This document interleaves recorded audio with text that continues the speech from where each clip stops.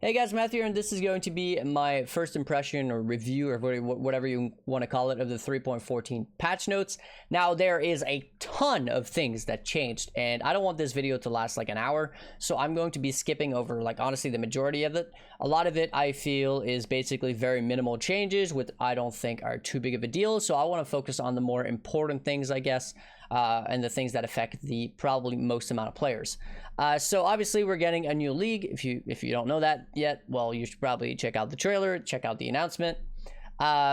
We're getting a bunch of new skills which are based on life and spending your own life and whatnot, which are pretty cool, but I would highly recommend you do not league start as one of those, as they are not trial and tested, and if you want to have a successful league start, you should go with something that you know is going to work. Minor changes, we're getting some new stuff, catalysts, incubators, scarabs. Honestly, very, very, very minor things. When it comes to Atlas and the map changes, not much change overall. We're going to have now a 8% chance of getting any of the league mechanics, and Ritual did go core, so pretty much every 12 maps you'll have encountered one of each of the league mechanics on average, which is all right, I guess.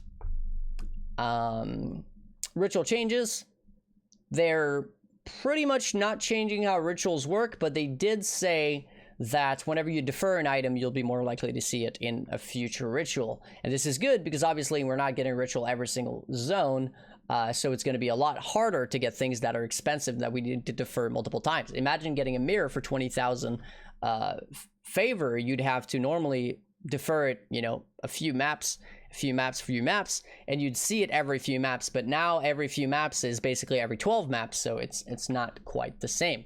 Of course, there are going to be ways to increase your odds of getting rituals. For example, I believe there's going to be a scarab or something, also the echoes of the Atlas tree, so if it's something that you really enjoy, you'll still be able to do it. Harvest changes, obviously we've talked about that extensively, but there is one additional nerf that we did not know about, and that is that we're the ability to add certain types of non-influence items with a certain influence has been removed, which means you're not going to be able to take like a T1 base with the right item level on the right base and just augment a new random influence on it. That's actually gone. That's something that nobody knew about. It's not the biggest change in the world, but it's another additional nerf when it comes to things like itemization, which obviously the double nerfing where you can't aug any influence item and you can't remove add on an influence or anything, right? You can't do any sort of removes on anything is like the double nerf, so that's actually like another layer of nerfing when it comes to itemization, which I'll have another few things which are itemization nerfs later on in the video. Other league changes, otherwise, to be honest, Abyss got buffed, if I want to call it that. Blight got buffed, Betrayal got buffed in some ways, nerfed in some ways. Definitely going to be interesting to rediscover what's the best part of Betrayal nowadays, because things like that, things that we knew were really good, things like It That Fled and Rachards, for example, for pure Breachstones, has now been changed drastically. And of course there's some T4 rewards that used to be the T3 rewards, which means you're going to have to kill your the master or the mastermind. So there's a decent amount of changes going on with Betrayal that it makes it hard to predict. Bestiary Changes, overall massive nerfs. You have to be within a radius, which means you can't even use alts anymore. You can't use multi-boxing anymore, obviously, because you can't, you have to be within the same radius. So that is going to make it so people who play in groups are going to need to stick together when it comes to rotations, which should not be a big deal. That should already kind of be what happens. It does slow down rotations though, because people normally in rotation will go in different parts of the map to try to kill the beasts at the same time and then all TP out. So a bit of a nerf there, but there's 10 new beast crafting recipes, one which we know has been confirmed to like add random influence or add a new influence modifier, sorry, so that's interesting. That's going to be worth a lot, I think. So I think that Bestiary for single players, right, for legitimate players, is actually going to be pretty viable now, even though technically it's been nerfed in every single way when it comes to Echoes of the Atlas. Breach changes, not much, except that you can actually upgrade Breach Stones with blessings, which is actually a pretty big deal. Again, going back to the It That Fled nerf from Betrayal. Delirium changes, actually, Delirium changes has been nerfed in multiple ways. White monsters apparently had too much multipliers on them for quantity and rarity, and not only that, they basically made it so they halved how fast you get to the end rewards when it comes to the fog. And that's something that's a little bit harder to understand, but essentially the Delirium mirror, the encounter from Delirium, not the Delirium maps with orbs or whatever, but the mirror one, the actual encounter is the fog. They made it so you have to go much further in order to get the additional rewards, which means overall you're getting less loot per map when you do find it. Delve is probably the biggest change in this entire thing, negatively speaking, because deep delving is basically dead.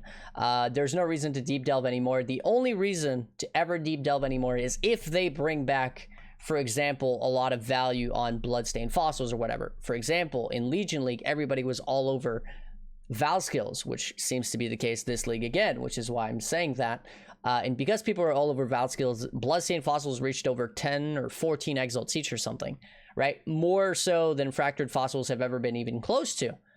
Of course, back then there was significantly, exponentially less delvers, of course, and they were much less deep, but still, it's a pretty massive nerf, because for fractured fossils, which is typically the commodity people care about for deep delving, there's no use for fractured fossils at all whatsoever. You cannot use them to even dupe a single map with Delirium on it, because Delirium orbs are considered an enchantment, and you are no longer able to fracture an enchanted item.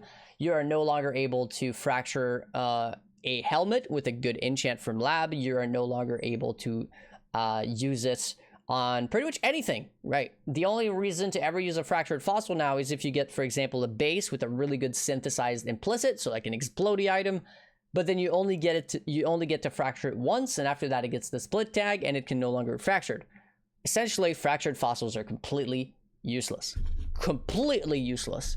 So it comes down to whether the other fossils, the other T1 fossils from deep delving, are actually now going to be sought after. My prediction is that it's not going to be enough demand for the amount of supply that deep delvers can offer. Therefore, deep delving is pretty dead. That being said, to make up for that, the entry-level delving, which is what affects most of you guys, most of my viewers, most of the players in the game for that matter, is actually being buffed all around. You're going to get more of these T1 fossils, which you used to never get, period.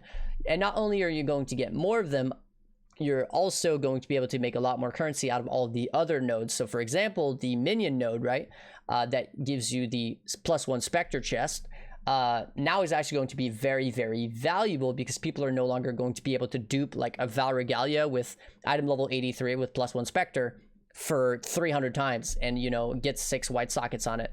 Now it's going to be, if you find one, it's actually going to have a lot of value. And if you find one on the right base, crafters who want to make perfect items, right, or whatever is the new perfect item, new endgame item, are going to be willing to pay a lot for those bases. Same things with like rings with specific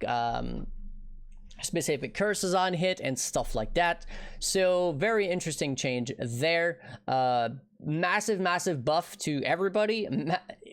Basically complete deletion for the very small percent of players who used to really love delve. Unfortunately, also a massive nerf to the people, not in terms of currency per hour, but a massive nerf in terms of quality of life to the people who want to do endgame mapping. A lot of people have been flaming the living crap out of me on social medias, on Reddit and all that, for saying that, but in my opinion, the endgame of Path of Exile is getting severely gutted. For example, this delve change, right, an ability to fracture a map, means that if you get a 100% delirious map, you have to run it once and then you can no longer run it again. You need to make a new one. Now, people are saying that I'm pissed off about these changes or annoyed about these changes because it makes it so you're going to be making less currency per hour. That is not the case. The currency per hour is going to stay pretty much the same for people farming 100% delirious maps. Matter of fact, it might actually be a lot better because the price of the items that are going to be coming from them are going to be, in some cases, probably exponentially more expensive. 2 Chaos Breachstones, probably that's not going to happen anymore, for example. Or, you know, half a Chaos for certain scarabs, probably not going to happen anymore. It does depend on how they are buffed in terms of supply in other places of the game, but the majority of the supply came from people doing 100% delirious maps. So the people who are actually going to go through the trouble, however tedious, of buying 5 delirium orbs and applying them to the maps every single time are going to make absolute bank, way more than what they were making when they were able to fracture the map over and over again. So it's actually a buff, but it's a massive nerf to quality of life because buying those 5 Delirium orbs is tremendously tedious. So that's just something that people need to understand. Don't expect to get very cheap fossils. Don't expect to get very cheap breach stones anymore. Don't expect to get very cheap blighted maps. Because the suppliers basically are going to be nearly inexistent. Okay, essence changes pretty much across the board has been buffed, which is pretty good. Heist changes have been, I want to say buffed across the board. Incursion buffed across the board. Legion, pretty much unchanged, I want to say for the most part, but it's been nerfed pretty heavily on the Echoes of the Atlas skill tree, passive skill tree, or Atlas skill tree, I should say.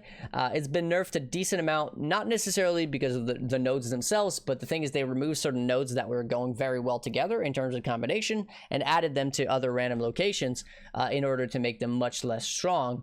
And now being able to like target farm emblems, for example, is going to be a lot harder.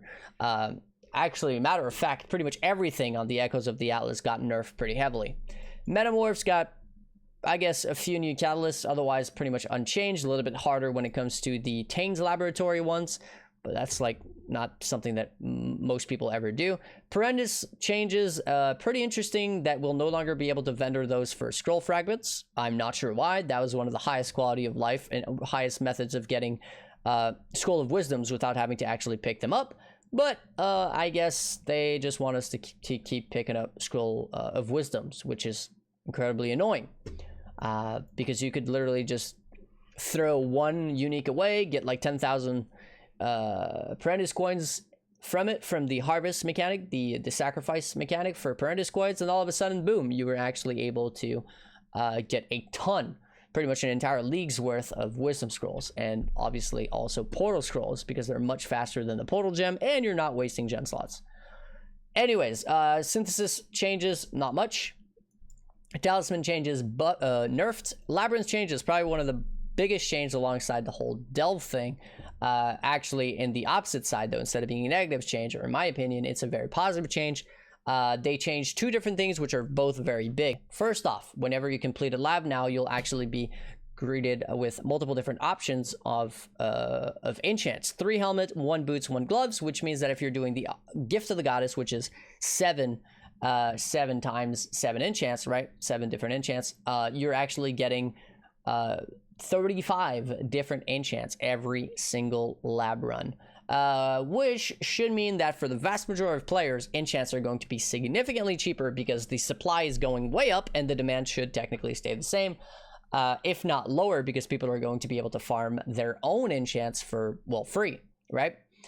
So pretty interesting change. And also the Labyrinth ladder, which used to give a jewel to the same guy for years and years and years, has finally been changed to the point where now you are actually able to get it randomly from the chests at the end, which is really, really cool. Now it should probably be extremely rare given to the fact it was giving they were giving 1 a day to 1 person in league and in solo self-found of the league. So there were basically 2 of these appearing per day, which means, again, they should be extremely, extremely rare, but we'll have to wait and see. Character balance is pretty much the whole thing about being a low life now, changing. Some pretty drastic changes in terms of certain mechanics, but overall, they've pretty much balanced it all to make it sense. This is pretty much for their petrified blood mechanic that they're introducing, or skill gem. Okay, now they have pretty much nerfed Blade Blast, nerfed Blade Vortex, nerfed Toxic Rain, and nerfed Carrion Golems. But good news for you, if you're planning to league start with any of these, which are very, very popular league starter builds, you are completely fine. So if that's what you were waiting for, if you're planning with Blade Blast, Blade Vortex, Carrion Golems, or Toxic Rain, you are good to go. Your league start is going to go just as you planned, and you'll be a-okay. I think the only difference, or the only big deal, if you will, is that they are trying to nerf the clear speed, especially of things like Blade Vortex and Toxic Rain, which means, for example, on Blade Vortex, they're removing duration. They're removing a lot of AoE on the clusters. Toxic Rain, they're removing skill effect duration. They're removing also AoE overlapping for single target, especially. But again, they're not nerfs to the point where you can't play these skills, and if you're planning on playing them for League starter builds, completely fine, go ahead. The vast majority of their changes, in my opinion, are not too big of a deal. Yeah, it really wasn't that big of a deal. Some changes, especially applying to more hardcores, for example, the Vigilant Strike build and all that, but whatever. One thing to talk about, though, is the Vaal skill balance. They've pretty much buffed every single Vaal skill in the game across the board for about a 30% buff, which is pretty massive, actually, both in terms of cooldown, in terms of duration, in terms of storage, the amount of uses, the amount of the soul game prevention. Pretty much everything has been buffed across the board, which makes sense because it's a Vaal themed league, and I think they're trying to bring back Vaal skills, which is pretty much the saving grace of deep delving, if, you know, the price of bloodstained fossils can go back up to what it used to be in the last Vaal skill based league, which would be Legion over a year ago at this point. So we'll have to wait and see. I think the more noticeable one are Vaal Arc, looking absolutely fantastic, honestly, absolutely insane. Soul prevention of 2 seconds, and cast time is being better and all that. And also the biggest one is that modifiers to buff duration actually no longer apply to soul game prevention, which means that Vaal Arc is actually viable now. Vaal Cold Snap is looking much better in terms of clearing. So if you're planning on playing something like a Vortex build, your clear speed is going to be much better now because of Vaal Cold Snap. Very nice. And I think the biggest one is Vaal Ground Slam. I honestly don't know what they were thinking with that one, but attacks can be exerted as though they are not a Vaal skill, and pretty much no soul gain prevention. And they buffed the absolute crap out of the damage. So, and it also has 4 uses. So, I don't know what they were thinking with that one, but the amount of people who are going to be Vaal ground slamming, one-shotting bosses this league is probably going to go through the roof. Otherwise, Vaal Ice Nova has been buffed a decent amount. I think it's going to be very helpful for things like clearing legions, for example. The rest of the stuff is not too crazy. Vaal Power Siphon got a massive buff, but at the same time, it got a massive nerf because, well, harvest crafting is no longer really a thing, or dupe bases, which means getting the gear for Vaal Power Siphon and to make it good is going to be very difficult unless you have a very deep pocket. Vaal Righteous Fire is another one that's actually pretty significant, with sacrificing 60% of your life instead of 30%, which means you'll have to be a lot more careful when you think about using it. Otherwise, you're just going to pretty much kill yourself. And they also nerfed the damage by 30%, which is fairly substantial. The rest is kind of whatever. They have changed some ascendancy stuff, but it's really not that big of a deal. They have nerfed Atlas passive trees across the board to the point where I don't even know what is actually going to be good anymore. It's actually hard to say because what used to be at the top, like the escort node and the emblematic node and all that, have been nerfed pretty drastically, or the combination of nodes that made sense, like the emblematic with the sergeant node or whatever it was called, have been moved apart. So again, there's a lot of testing that is going to be needed in order to figure out what's the best there. Leave it to myself, leave it to Grimro and a bunch of other content creators to figure out where you should be spending your time in the first few weeks of the upcoming league. I'm sure tons of videos are going to be out when it comes to that. Ascendancy changes, nothing too major. I think the only thing that's pretty big deal actually when it comes to ascendancy, but not necessarily just ascendancy, but also archetypes in general, is Bleed Bow Gladiator. Feels like it took a massive hit with the removal of the Elder mod, which was 60% chance to do 100% more damage. That's just gone, and they are replacing it with like damage with bleeding, which means you're taking 100% more damage, which is essentially doubling your damage, and, you know, changing it for some very lowly increased damage. So yeah, if you're planning on starting with maybe Bleed Bow Gladiator, that's about the only thing that I wouldn't recommend, which I know is a very popular league starter. In terms of item rebalance, there's pretty much one and one only thing that I want to talk about, and that is going to be unique balance, I should say, and that is going to be Vessel of Vinktar. Let me see if I can find it here. Vessel of Vinktar. Yep. So there is basically a 5th variant of Vessel of Vinktar now, and it's granting 25 to 40% effective shock during the flask effect and causes shock to spread. Now, this is especially the important part. Causes shock to spread to other enemies in a radius of 20 during flask effect. This, paired with Inpulsa, is essentially the new Explode, as they have completely gutted Explode, and made it unable to chain by itself, but also that made it a % chance to actually show up. And they've also added multiple tiers of Explode. They've added a lower one even. So yeah, Explode no longer able to chain by itself because the wording on it no longer says enemies killed Explode. It says enemies you kill. So if I kill an enemy, it's going to explode, but if that explosion kills another enemy, it is no longer able to chain by itself. This is a massive nerf to Clearspeed, but that's okay. So yeah, Vessel of Vinktar and Impulsas, I would say, are going to be very, very expensive this league, or at least very sought after for Clearspeed meta people. All right, where was I? Okay, they added a bunch of new stuff. They changed a bunch of modifiers. Honestly, nothing super major except that spell bow builds, such as, for example, cast on crit, or sorry, not cast on crit. For example, fire BV, which was very popular using a bow and a quiver, has been completely killed because quivers now only roll basically the modifiers to attacks. So it's no longer critical strike multiplier, it's critical strike multiplier to bow attacks. So pretty much an entire archetype has been killed because of that, which kind of sucks. The rest of this stuff is kind of like whatever. I feel it's not the end of the world. Some nerfs, some buffs, some changes, whatever. I already talked about the bleeding buff, or nerf, massive nerf, sorry, not a buff. Okay, in terms of essences, it's pretty much buffs across the board. Most of them are fairly insignificant though, unfortunately, but I do like the one with fire burst on hit with Essence of Hysteria. Now having a 1-second cooldown, but being 100% chance. I think very 5-head build makers such as Juices are probably going to be on top of this. Shout out to Juices, by the way. Always love watching his really, really interesting build guides, which are super, super 5-head. Abyssal Jewel Changes, pretty much buffed across the board, but most of these buffs I feel are pretty irrelevant, honestly, like chance to avoid being ignited or shocked or whatever.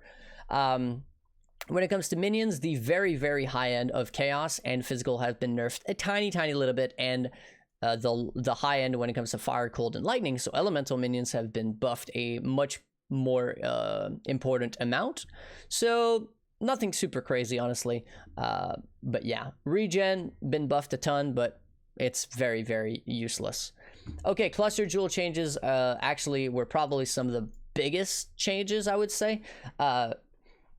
Especially when it comes to builds like I mentioned earlier, Blade Vortex and Toxic Rain being nerfed, because they are removing a lot of quality of life and clear speed. So for example, they're removing skill effect duration on clusters that are being used by things like Blade Vortex and Toxic Rain, but they're also removing a ton of AoE, probably one of the more massive nerfs, I would say, or something that people are going to be seeing the most is the nerf to Vast Power. So Vast Power grants 3% area effect per power charge, but people used to have like say 10 power charge, that's 30 AoE. On like 4 clusters, that's 120. Now it's actually capped out at 50%, which is actually a massive nerf to your AoE on things like BV, which is therefore a nerf to clear speed once again. It does seem like GG are trying to put the brakes on. I'll talk about that in a minute. Oil changes, nothing super crazy, but I think the meta is probably going to shift. Teal oil is probably not going to be the go-to anymore. I think investing a little bit more in getting some of the higher tier essences is going to be the go-to. It really comes down to the price of the essences to make it worthwhile. Silver oils, for example, granting quantity, 20% of it applying to chests, which is pretty big, and being able to stack it is insane, but then silver oils are very expensive. Same thing for opalescence. Stuff like that. So we'll definitely have to wait and see how things plan out. Crafted Vaal modifiers. I feel like most of it is pretty much unchanged. Little small nerfs here and there, little small buffs here and there, kind of whatever. Honestly, the biggest one is probably trigger socketed spells is now an 8-second cooldown instead of a 4-second. That's a massive nerfs to build which require this. That means that you're going to basically start to needing to you're going to start needing to self-cast those debuffs, things like Frost Bomb or whatever, Wave of Conviction, all that, if you really, really, really need it on your build. Otherwise, the consistency of this is going to be pretty crap. Of course, if your build is debuffing for more than 8 seconds on those debuffs, then you'll be fine. But yeah, it's actually a pretty massive nerf for quality of life, which is unfortunate. But to be fair, 4 seconds on trigger socketed spell might have been a little bit strong when it comes to, again, Clearspeed, and they are trying to slow down people, which is very, very apparent when you go through these changes. Okay, I'm not sure what I did there. All right. Now, otherwise, crafted Vaal modifier.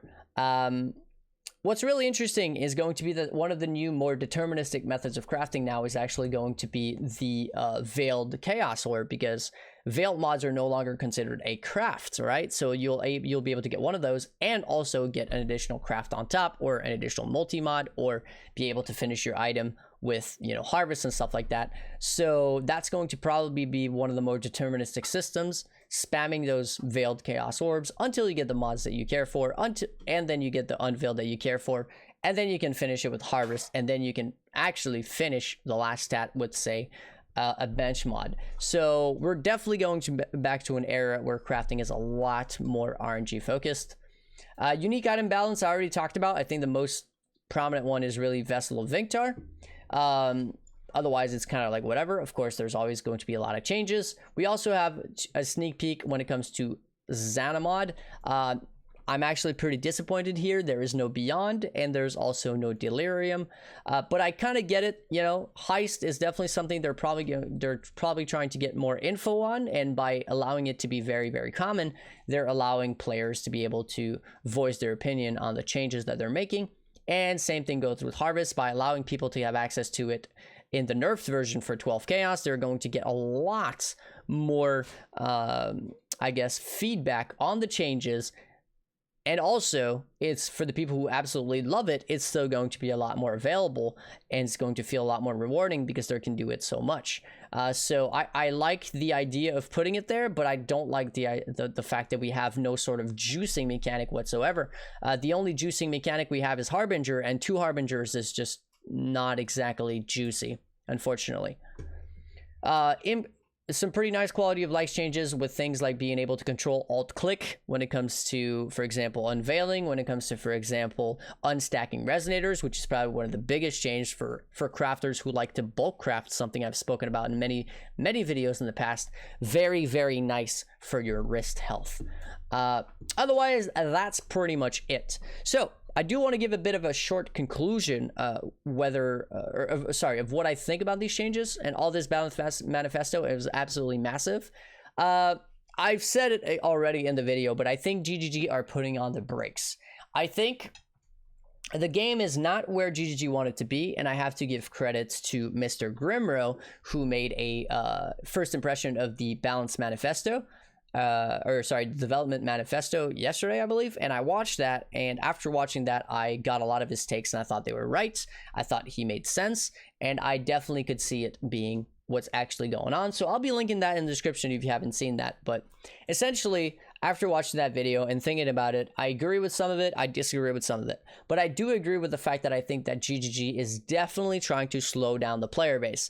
If you've seen the announcement, the official announcement video, where they're like, in the story, it really seems like they're trying to slow down the player base a lot. They want the game to be a lot more like Last Epoch, at least is what it seems like if I'm going to compare it, where the game is a lot slower, the game is a lot grindier, the game has a lot less bloat when it comes to items, when it comes to like speed, when it comes to everything else, but you are still playing an ARPG with massive amount of customization and, you know, massive amount of choices that you need to make, which can be the difference between, you know, making a lot of currency or no currency at all, and they're letting the players choose that.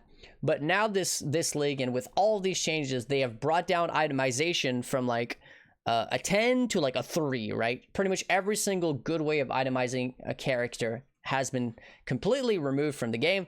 We are going to be back to crafting and itemization that is probably going to be a lot more similar to the game when it was like 2 years ago, before beast farming was really a thing, before even influence item existed. I'm not going to say that all your characters are not going to have influence items, but I will say that the vast majority of people will have items with 1, maybe 2 influence mods on them because they've awakeners orbed the item, and then they're going to add 1 random stat on the bench, and that's going to be what we're going to roll with, because anything that is even slightly better than that, like adding another T1 mod or even just adding another sought after influence mod, is going to increase the price exponentially, on these items, which is a bit of a sad part to people who like having good items without having the crazy amount of times that people like myself have.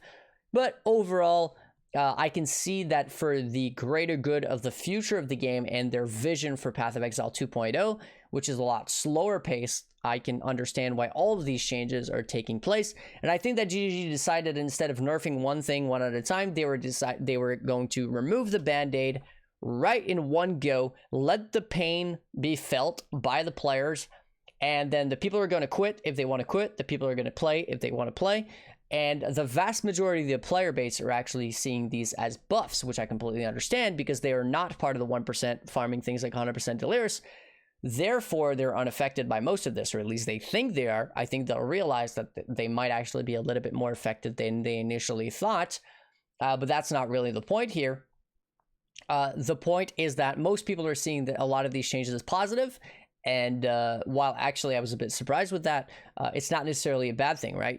I don't think it's a good thing to just start this massive like hate wagon against GGG and all that. For the people who think that it might be time to take a break, this is definitely going to be a league where you can detox yourself from the speed clearing meta, from like the whole juicing aspect of PoE, play something a little bit more slow paced, and then when you come back, maybe you'll be able to appreciate the slower stuff a little bit more. I know for a fact that I will probably not be playing anywhere near as much this league, and that's not necessarily a bad thing. It just means I'll have content for you guys, which is going to be a little bit more of a variety based. On that note, hopefully you guys enjoyed my analysis, my first impression, whatever, of the upcoming league. Before I go, I do want to say a huge thank you to my supporters: Flame Scorpion, Richard, Willie, Alex, Jordan, Emil, Raymond, Tim, Scott, Lost with the Map, Dermore, Nathaniel, Kremis, Justin, Kevin, the other Justin, So Nice, Axel, Mercury, Bitizen, and of course anybody else who wishes to remain anonymous, and anybody else who has supported me in the past. And I'll catch you guys in the next one. Peace. Good luck Friday.